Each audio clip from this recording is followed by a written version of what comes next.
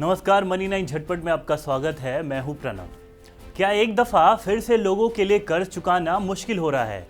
क्या आम लोगों के लिए अपने घर चलाने की मुश्किलें पैदा हो रही हैं?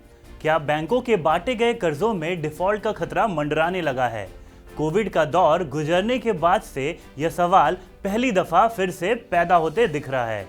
लेकिन आप पूछेंगे कि हम ऐसा क्यों कह रहे हैं? तो वजह कुछ आंकड़े हैं। दरअसल गुजरे महीने यानी मार्च के आंकड़े बता रहे हैं कि लोग अपने कर्ज और मोटे तौर पर कहा जाए तो कार और होम लोन चुकाने में मुश्किलों का सामना कर रहे हैं। इसका पता ऑटो डेबिट के बढ़ते बाउंस रेट से चलता है।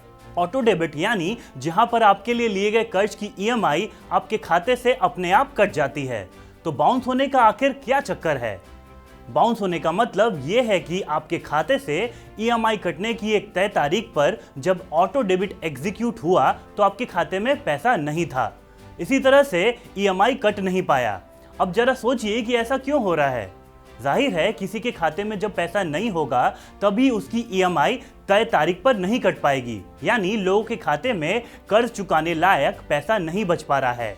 तो क्या लोगों की कर्ज चुकाने की हैसियत कम हो रही है? क्या बढ़ती महंगाई ने लोगों के घरों के बजट को इस कदर बिगाड़ दिया है कि वे अपने कर्जों को भी नहीं चुका पा रहे हैं?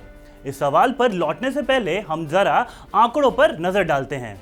नेशनल ऑटोमेटेड क्लियरिंग हाउस यानी NACH की एक रिपोर्ट बताती है कि इसी साल फरवरी के मुकाबले मार्च में auto debit bounce rate 40 basis point बढ़ गया है। 40 बेसिस पॉइंट यानी करीब आधा फीसदी। साल 2018-19 यानी कोविड से पहले की तुलना में लोन डिफॉल्ट होने की बाउंस रेट सुधरी है।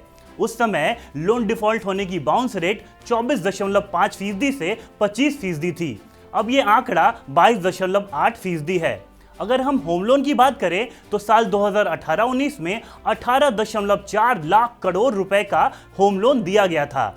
साल 2019-20 में 20 लाख करोड़ रुपए और साल 2020-21 में 22.4 लाख करोड़ रुपए का होम लोन लिया गया था।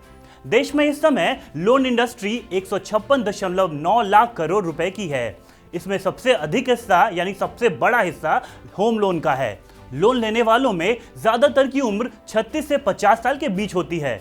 होम लोन लेने वालों के आंकड़े बताते हैं कि लोन से घर लेने वालों में 50 साल से ज्यादा उम्र के 16.3%, 36 से 50 साल के 48.6%, 26 से 35 साल के 32.8% और 25 से कम उम्र वाले 2.4% लोग होते हैं। ये तमाम आंकड़ों को देखें तो पता चलता है कि पेट्रोल और डीजल के बढ़ते दाम और बढ़ती महंगाई ने लोगों की लोन चुकाने की हैसियत को तोड़ दिया है। उम्मीद करते हैं आपको यह खबर अच्छी लगी होगी। ऐसी ही तमाम खबरों के लिए सब्सक्राइब करें हमारा YouTube चैनल और हमारे Facebook पेज को भी लाइक करना ना भूलें।